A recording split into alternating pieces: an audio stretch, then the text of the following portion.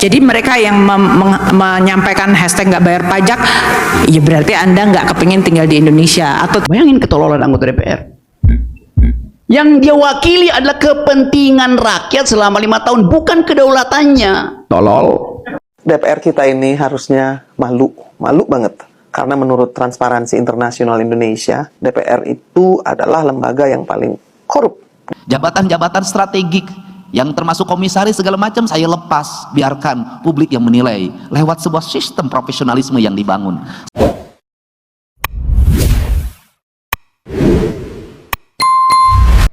Adalah hal wajar apabila masyarakat Indonesia ingin DPR dibubarkan. Adalah hal yang wajar apabila Rocky Gerung mengatakan DPR itu dungu. Dan adalah hal yang wajar apabila KDM tidak ingin berdiskusi dengan DPR ketika membangun. Mengapa? Karena banyak sekali alasannya, kawan-kawan. Di antaranya adalah DPR itu anggota yang paling korup di Indonesia, sebagaimana data yang mengatakannya. Nanti kita akan lihat bersama-sama bagaimana data yang mengatakan bahwa DPR itu DPR itu anggota paling korup di Indonesia, kawan-kawan, sebagaimana dinyatakan oleh Bu Irma nanti.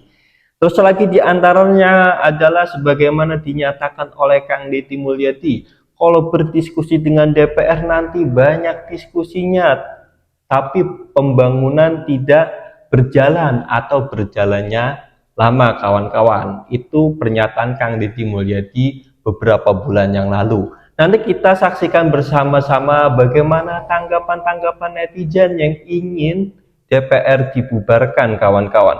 Ya diantaranya adalah gaji dan lain sebagainya. Nanti kita saksikan satu persatu agar tuntas.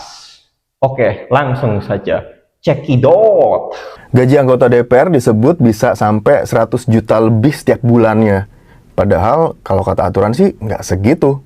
Gaji pokok anggota DPR itu Rp4.200.000. Kalau wakil ketua DPR itu Rp4.620.000.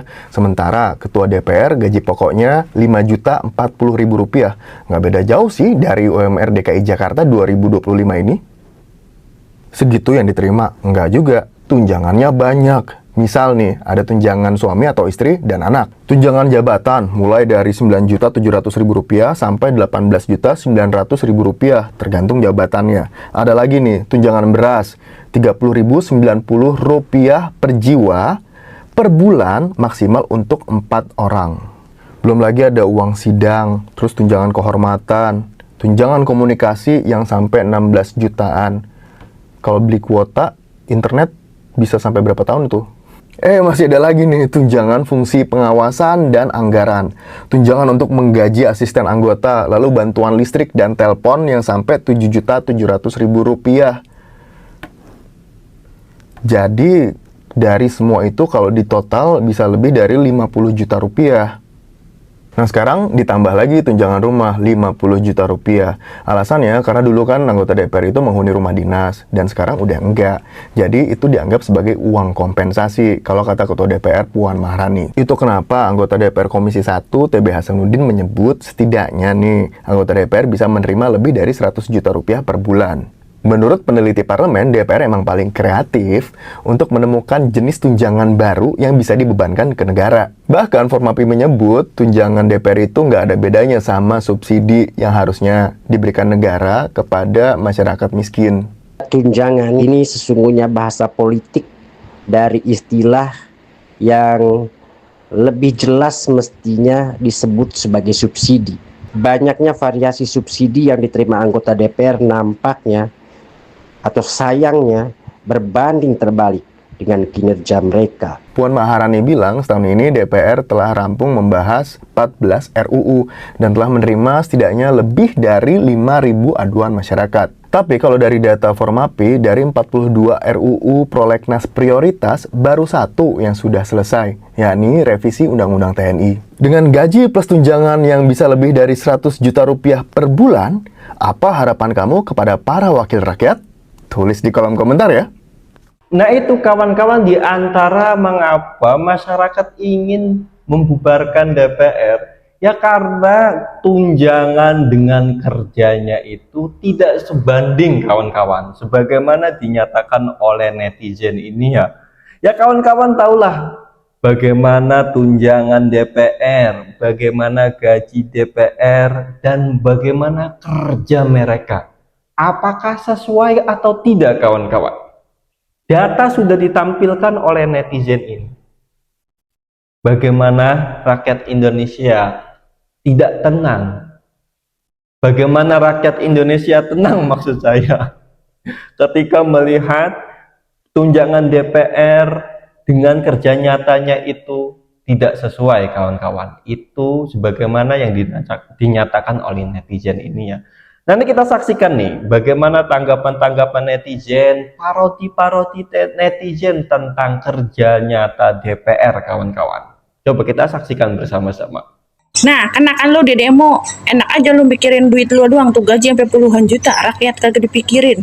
Ya, gaji segitu-gitu aja, kerja sampai setengah mampus, apa-apa mahal, main taik-taikin aja lu. Pikirin orang mah yang di bawah bagaimana?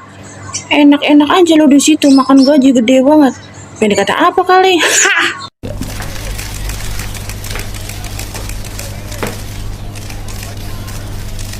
Ya, kalau melihat tunjangan DPR naik, jangan iri. Kita kan juga naik pajak dan BPJS-nya. Dan kalau kita lihat kan ada tunjangan kehormatan. Nah, ini mohon pengertiannya. Mereka ini kan tidak dihormati, makanya perlu ditunjang. Ya, sekarang saya sudah bersama dengan Mas Bob, Gubernur Sumut. Bagaimana tanggapannya Mas Bob? Dengan gaji sebanyak itu, terus masih ada tunjangan beras, saya rasa itu masih wajar. Karena tunjangan beras yang diberikan bisa jadi bukan untuk ngasih makan perut, tapi ngasih makan ego. Dan ya memang mungkin beras itu bukan untuk dimakan, tapi untuk ngisi bin bag. Dan tunjangan komunikasi sebanyak 15 juta saya rasa juga masih wajar, karena mungkin itu akan digunakan untuk les public speaking. Karena kan sejauh ini mereka publiknya public enemy, bukan public speaking. Sekalinya speaking, dikutip jadi headline vokatif. Speaking lagi, dikutip jadi headline pandemic talk. Ya, sekarang saya sudah bersama dengan Pak Ohsyid selaku anggota Dewan. Bagaimana tanggapannya, Pak? Ya, terkait tunjangan ini sebenarnya ini semua tuh miskom. Kenapa? Karena saya tuh pas rapat Dewan saya sudah bilang tunjangan tuh jangan, tunjangan tuh jangan. Tapi pas saya ngomong mic-nya dimatiin. Jadi mereka dengernya tunjangan, tunjangan, tunjangan, tunjangan. Jadi banyak. Terkait tunjangan rumah 50 juta itu sangat wajar rekan-rekan. Kami itu ingin lebih dekat dengan rakyat. Kami ingin merasakan juga bagaimana sulitnya menyicil KPR. Maka dari itu tunjangan itu kami pergunakan untuk mengambil KPR. Bedanya kalau masyarakat KPR-nya selesainya seumur hidup, kalau saya selesainya seumur masa jabatan. Dan kami juga ingin mengucapkan terima kasih kepada para anggota Dewan. Dengan adanya berita ini, sasaran netizen bukan cuma ke menteri atau ke kepala daerah. Dan berkat Bapak, masyarakat jadi teringat kembali bahwa masih ada anggota Dewan yang bisa jadi sasaran netizen. Ya, terima kasih ya Pak. Terima kasih. Sama-sama. Kalau saya bukan terima kasih, terima tunjangan. Iri dikit. Waduh. Oke, ini rincian tunjangan anggota DPR. Mungkin di sini ada yang mau tanya atau keberatan gimana? Boleh? Itu Pak, saya mau nanya tunjangan kehormatan apa Pak sampai 5 juta? Nah, tunjangan kehormatan itu kan kita anggota DPR kan ada kerjanya tuh ngasih kebijakan-kebijakan, mengesahkan kebijakan. Itu diapresiasi dengan dana 5.580.000. Itu. Kalau tunjangan komunikasi apa tuh? Tunjangan komunikasi itu kan kita kan kadang ngobrol ya sesama anggota DPR atau sesama masyarakat, rakyat. Kan kita ngobrol tuh perlu energi kita terkuras. Apalagi kan saya introvert. Perlu itu. Gede banget ya tapi ya. Kecil itu. Nah, kalau tunjangan fungsi itu peningkatan. Tunjangan fungsi itu kayak misalnya nih fungsi ini nih, remote nih, fungsi nih. Nih TV juga masih fungsi nih lampu juga masih fungsi. Pokoknya fungsi, berfungsi lah gitu. Ada lagi yang mau ditanyakan? Kalau bantuan listrik dan telepon sampai 7 juta itu. Bantuan listrik nih, kan saya anggota DPR, rumah saya gede. Di rumah itu ada TV, ada AC, ada kulkas 2 pintu, ada mesin jahit, mesin cuci, mesin pemotong rumput. Belum lagi saya ngecas mobil listrik saya di rumah. Ah, ngecas di rumah, Pak? Ya iyalah. Nah, itu udah termasuk telepon. Telepon, iya udah termasuk telepon. Masih, ini tergantung, nggak murah loh malah ini. Harusnya di atas lagi. Tapi telepon tuh maksudnya gimana, Pak? Nih, telepon kenapa harganya segitu? Nih, telepon, kita kan di anggota DPR kan komunikasi lewat telepon tuh. Nah, nggak semua anggota DPR pakai kartu yang sama. Kayak saya nih, makanya XL. Mungkin aja yang lain, anggota yang lain pakai Ontari, Simpati. Kita nggak tahu, Indosat mungkin, kita nggak tahu. Tapi kan Pak ya ada ini Pak, WhatsApp yang gratis. Oke, ada lagi mau ditanyakan? Nah, terakhir tuh Pak, tunjangan rumah sampai 50 juta. Oke, udah semua ya. Terima kasih buat masyarakat. Tujuan kita semuanya penuh buat rakyat Indonesia. Oke, makasih. Enggak Pak, 50 juta itu Mas. Kalian pernah kepikiran nggak gimana jadinya kalau DPR di-ban alias bubar? Ya jelas ada positifnya. Pertama, kita nggak perlu capek-capek lagi ngenafkahi anggota dewan 3 juta sehari. At least duit pajak kita nggak kebuang buat rapat yang isinya buat tidur siang berjamaah anjing. Tapi jangan salah, ada minusnya juga. Kalau DPR bubar, siapa yang bikin undang-undang? Masa mau kita bikin polling di Instagram? Setuju nggak kalau hari Senin dihapus dari kalender? Pasti 100% approve. Terus kalian juga masih ingat kan, dulu di Orde Lama, siapa pemimpinnya? Dia yang atur. Rakyat cuma bisa jadi penonton, nggak ada check and balance. Jadi kalau kebijakan salah, ya udah, tinggal pasrah aja. Kritik bisa dibilang makar, komentar bisa dianggap pengganggu, dan negara balik jadi one man show. Bukannya sekarang juga gitu? Cuaks. Jadi kalau DPR bubar, mungkin negara lebih hemat, tapi risikonya kita bisa balik ke masa semua satu suara. Suara siapa? Ya suara penguasa. Siapa lagi bangsa? Dan sejarah udah ngasih spoiler. Endingnya nggak pernah happy cuy. Jadi ya suka nggak suka, mereka tetap harus ada. Cuma ya, mungkin butuh upgrade software biar otaknya nggak error mulu, pantek. Usai dihujat, Nafa Urbah janji berikan seluruh gaji dan tunjangan DPR miliknya untuk guru di Jawa Tengah. Saya akan terus mengawal janji Nafa Urbah ini, ya, Bu. Gaji dan tunjangan DPR itu per bulan sekitar 230 juta. Dan itu wajib diberikan kepada guru-guru di Jawa Tengah. Itu sudah menjadi janji Anda. Ya, untuk guru-guru di Jawa Tengah, nanti kalau janji Nafa Urbah ini tidak ditepati, saya akan terus bersuara untuk terus menagih janji-janjinya. Bu Nafa Urbah, Bu Wakil Rakyat, Bu anggota Dewan yang terhormat, wajib ya melaksanakan janji-janjinya. Ini ya, janjinya semua masyarakat Indonesia yang nonton video ini disebarluaskan, di-share, terutama orang Jawa Tengah, di-share, guru-guru Jawa Tengah di-share. Ini janji Ibu Nafa Urbah, 230 juta per bulan selama periode sampai habis, diberikan semua. Ini janjinya. Awas loh Bu Nafa Urbah, saya tak Anda, awas nggak ditepati, saya akan terus bersuara.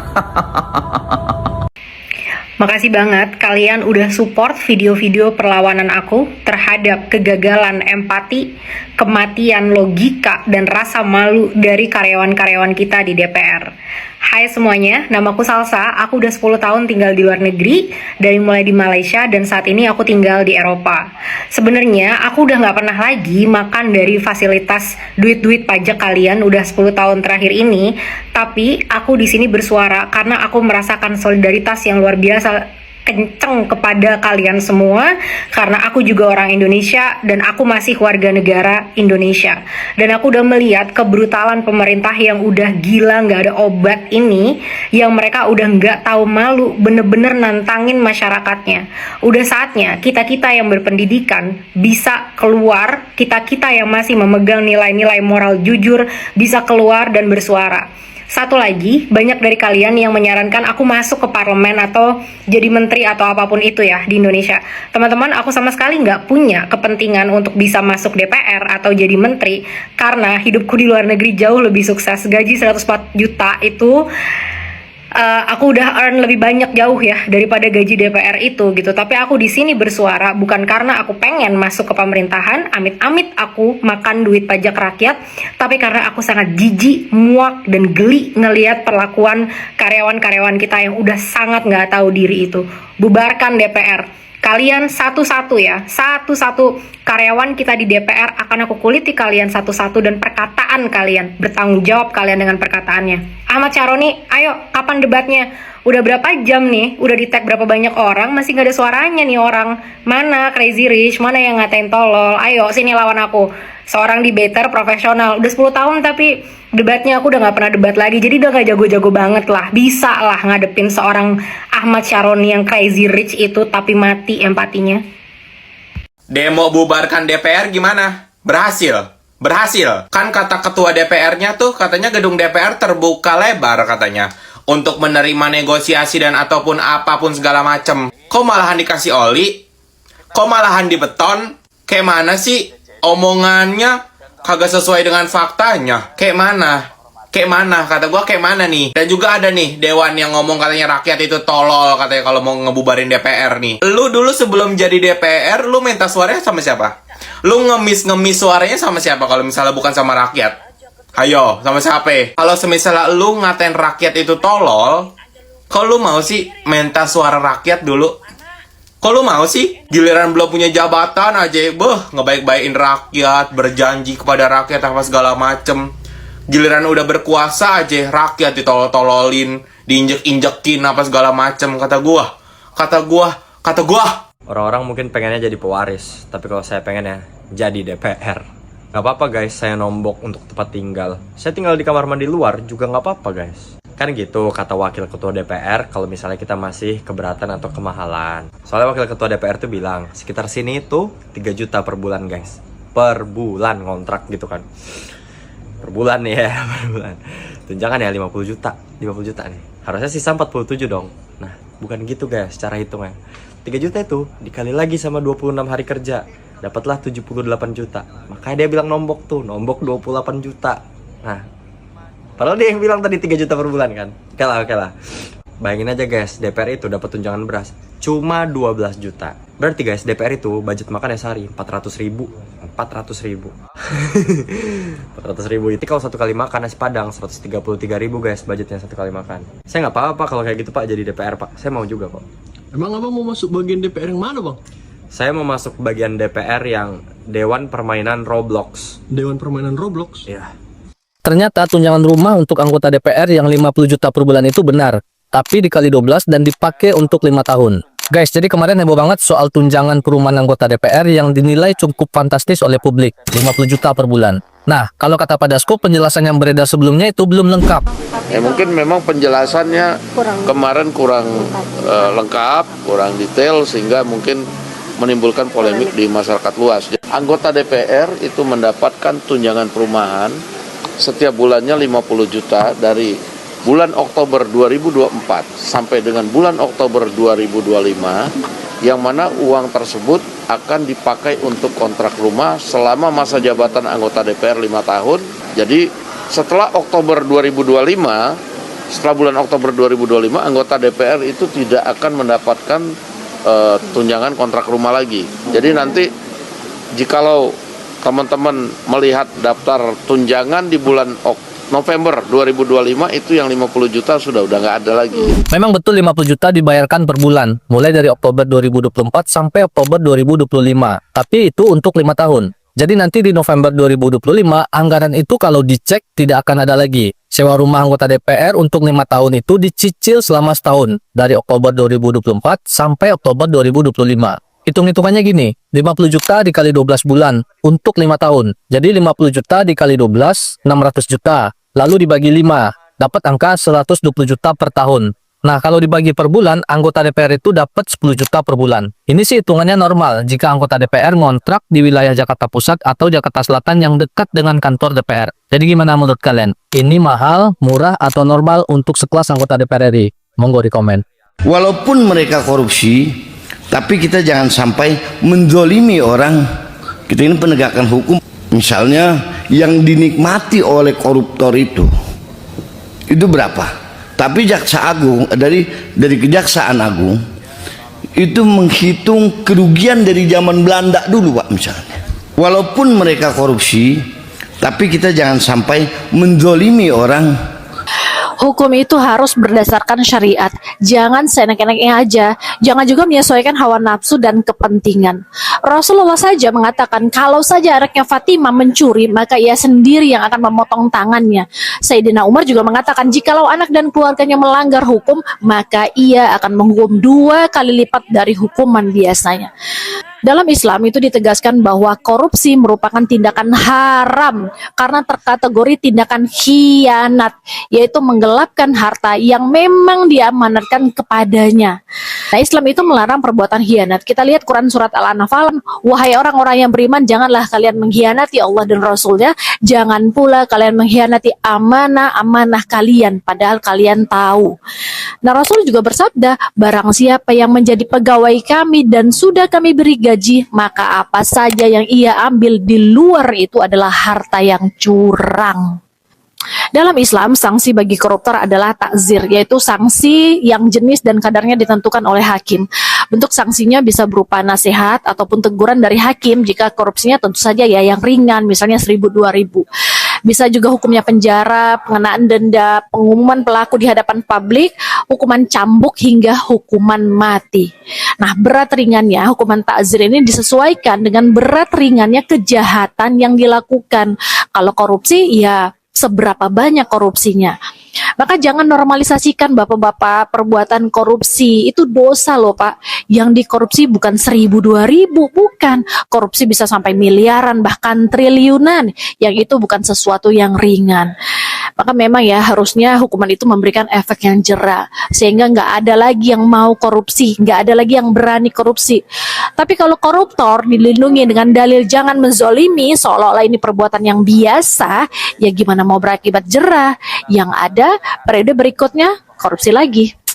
Syahroni meminta tolong kepada KPK untuk komunikasikan terlebih dahulu kepada pimpinan partai kalau ingin menangkap kader yang korup. Dan ini bukan sebagai bentuk perlindungan, tetapi katanya biar jelas kalau ada tindak pidana, pihak partai akan mendukung langkah KPK untuk mempidanakan. Jadi beberapa waktu lalu Syahroni, Wakil Ketua Komisi 3 DPR RI, itu mengusulkan kepada KPK bahwa sebelum menangkap kader partai yang diduga korup, sebaiknya terlebih dahulu melakukan komunikasi atau colek pimpinan partainya. Menurut laporan, Syahroni memang menyoroti pelaksanaan operasi tangkap tangan terhadap Bupati Kolaka Timur Abdul Aziz yang berlangsung pada saat ada acara partai di Makassar. Ia mempersoalkan soal timing penangkapan yang terjadi bersama dengan agenda internal partai tersebut dan berharap agar operasi tangkap tangan itu dilaksanakan di waktu yang lebih tepat supaya partainya dihargai. Bagi Syahroni, ketika kader partai tersebut benar-benar korup, itu bakal diserahkan baik-baik ke KPK. Dan kalau memang terbukti melanggar, itu dipersilahkan untuk diberikan hukuman. Nah, tapi sebenarnya saran ini dianggap bertentangan dengan independensi KPK, teman-teman. KPK itu harus berdiri sendiri. Ini sesuai dengan Undang-Undang Nomor 30 Tahun 2002 yang diubah pada Undang-Undang Nomor 19 Tahun 2019, di mana KPK itu ditegaskan sebagai lembaga negara yang tidak terpengaruh pada kekuasaan manapun. Itu garis bawahi. Sehingga nggak ada kewajiban koordinasi dengan partai, kan? Bahkan banyak akademisi hukum yang menegaskan bahwa partai politik itu tidak masuk dalam sistem peradilan pidana Indonesia, sehingga permintaan koordinasi semacam ini tidak berdasarkan hukum.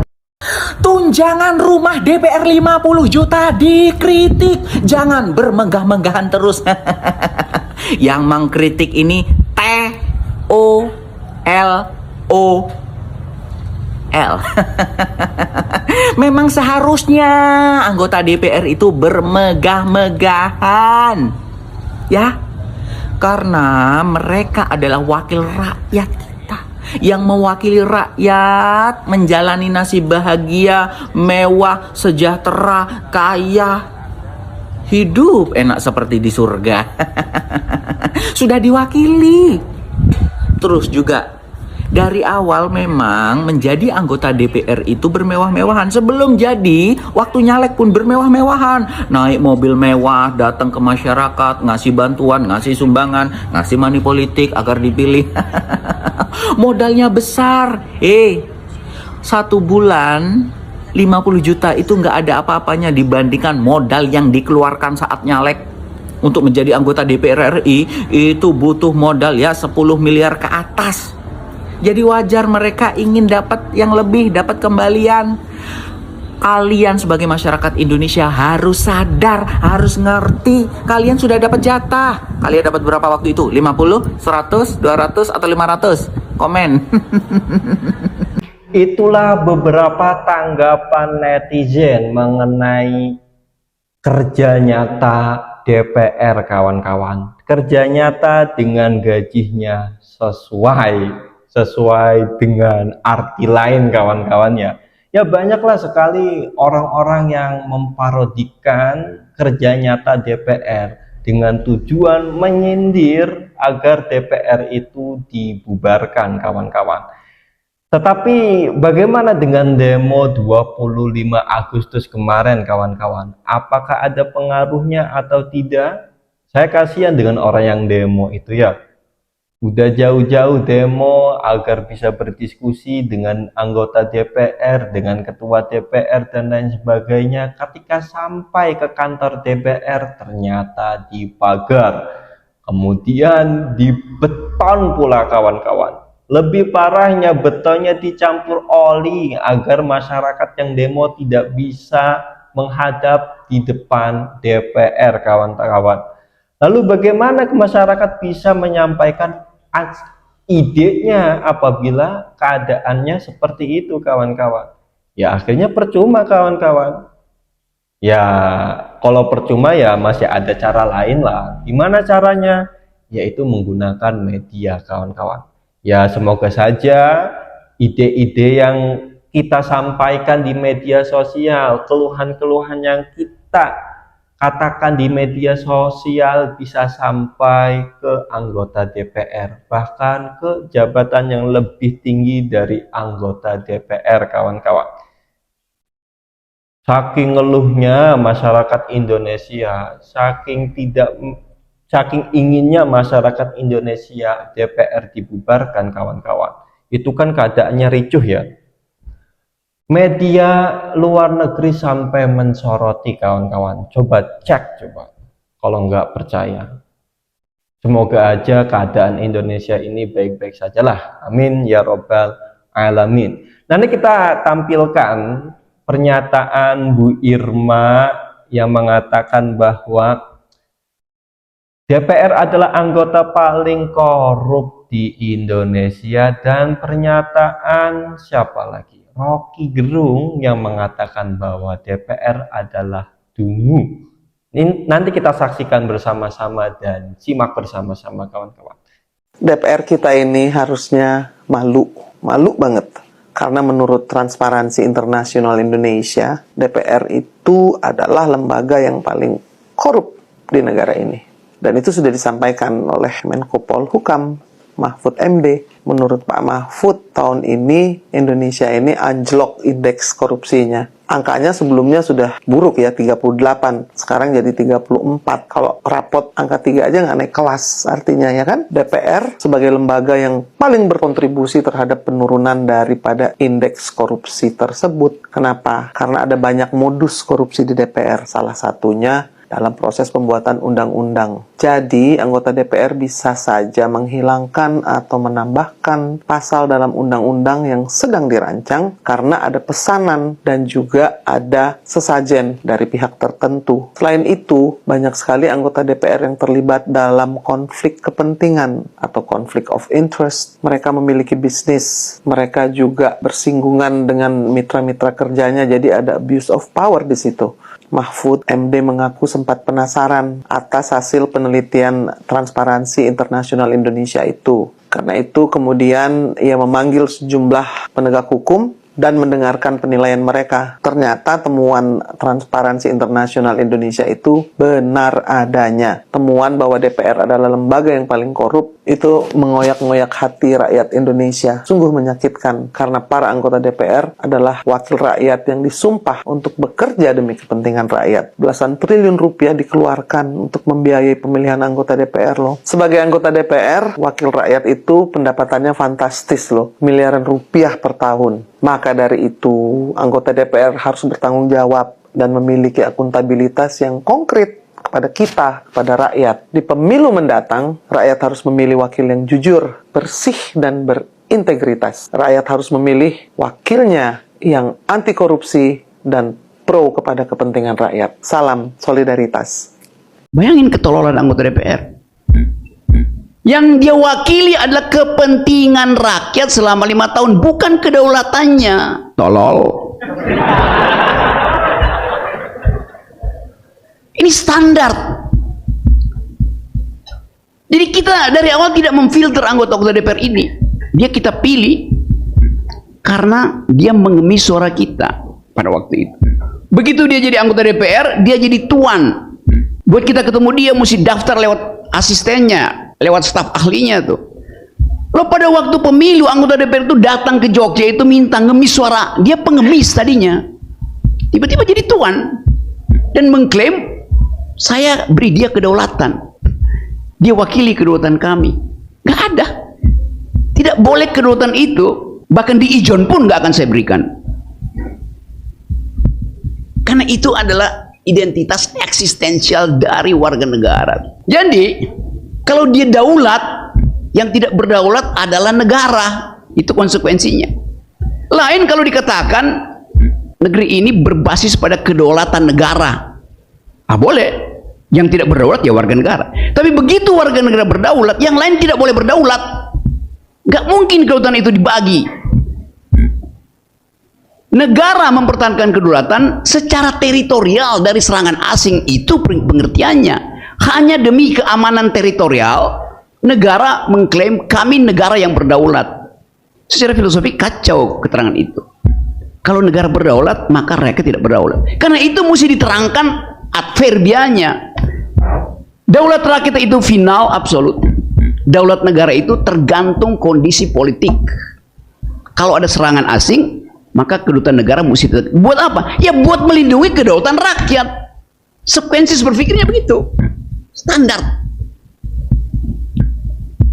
Tapi itu hanya bisa kita pahami kalau fakultas hukum betul-betul paham tentang teori hukum.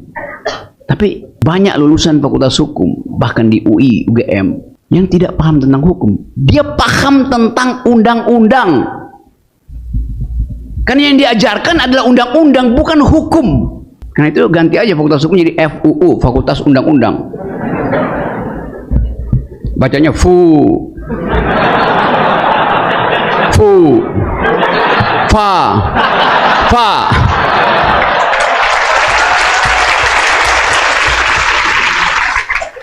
Berita yang terakhir adalah seputar Kang Deddy Mulyadi dan Bu Sherly, kawan-kawan. Kang Deddy Mulyadi itu kemarin juga didemo oleh beberapa jumlah masyarakat karena study tour dilarang di Jawa Barat, kawan-kawan. Lalu bagaimana tanggapan Kang Deddy Mulyadi? Nanti kita saksikan bersama-sama lah bagaimana berita-berita tentang Kang Deddy Mulyadi dan Bu Sherly ini. Kita langsung saja saksikan. Survei membuktikan 97,2% rakyat Jabar sangat puas dengan kepemimpinan Kang Deddy Mulyadi. Gimana gak puas? Ya, gubernur ini sangat baik buat masyarakat. Apapun itu langsung turun ke lapangan. Gak pernah tuh yang cuman ngantor, duduk, ya kan, di AC, di meja, di kursi. Gak pernah, dia selalu terjun ke lapangan, mendengarkan keluh kesah dan aspirasi dari masyarakat, lalu langsung action. Ingat, langsung action lho, ra ono gubernur liya sing seteges dan sewibawa Pak Deddy Mulyadi. Makanya Jawa Barat itu bersyukur punya gubernur transparansi, gubernur bijak, gubernur yang nggak pernah korupsi, ya kan, seperti Pak Deddy Mulyadi. Itu sangat bersyukur. Uang anggaran sangat jelas, adil, dan rakyat selalu makmur, ya kan, diberikan kesejahteraan apapun itu kepada Pak Deddy Mulyadi. Ini calon-calon bisa menjadi presiden sih, karena Pak Deddy Mulyadi sangat bagus dan kepemimpinannya sangat tegas buat masyarakat. Terbukti Jawa Barat sekarang kehidupannya meningkat drastis. Bersyukurlah buat kalian semua ya. Siap banget. 100% banget. Naruh gua naon. Hidup segedepak-gedepuk ini menunggu Pak Deddy. Menunggu Pak Deddy. Pak Deddy Bangsa. Oh iya. Siap jadi istri pertama, kedua, ketiga. Aduh. Emang sesiap itu? Siap Siap banget. 100%, 100% banget. Jadi istri keberapa, Neng? Ini istri kedua, aku ketiga. Oh iya, yang pertamanya? Ini aku. Ibu, Duda ya, Duda. Didoakan ku Ibu. Iya. Ya, Tilwan, semoga berjodoh. Amin, Ibu. Kepemimpinan elitis itu saya buktikan ketika saya jadi gubernur. Tidak ada yang namanya staf ahli dan tenaga ahli yang berangkat dari lingkaran politik saya. Jabatan-jabatan strategik yang termasuk komisaris segala macam saya lepas, biarkan publik yang menilai lewat sebuah sistem profesionalisme yang dibangun. Saya tidak mau. Tidak ada di rumah saya sampai hari ini adalah tenaga ahli, tidak ada. Saya hanya mengikuti alur saja, bahkan saya sudah tidak pakai ajudan. Untuk apa? Karena saya pengen sehat. Kenapa pengen sehat? Biarkan saya buka pintu sendiri, biarkan saya cabut handphone sendiri, biarkan saya berjalan sendiri. Saya khawatir kalau nelpon nyuruh ajudan, buka pintu nyuruh ajudan, pakai sepatu nyuruh ajudan, saya takut stroke suatu saat. Kenapa? Tangan dan otaknya tidak terlatih untuk bergerak. Saya ingin belajar dari Pak Aher yang mengatakan, saya tetap naik Vespa agar apa? Agar otak kiri dan otak kanan saya seimbang. Itu. Ternyata sekarang seimbang. Pak Aher dan Bu Aher dua-duanya DPR RI.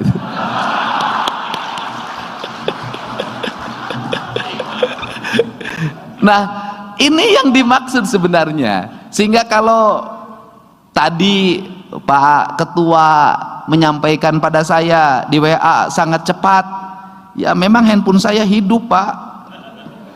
Itu tiap hari nih saya dapat lapor nih baru nih. Ini laporan dari pengacara Kang. Kan Ibu salah satu pejabat publik yang sangat aktif menggunakan media sosial gitu. Apakah ini juga caranya Ibu untuk belanja masalah? Iya. Karena kan kita ada karena warga, karena rakyat.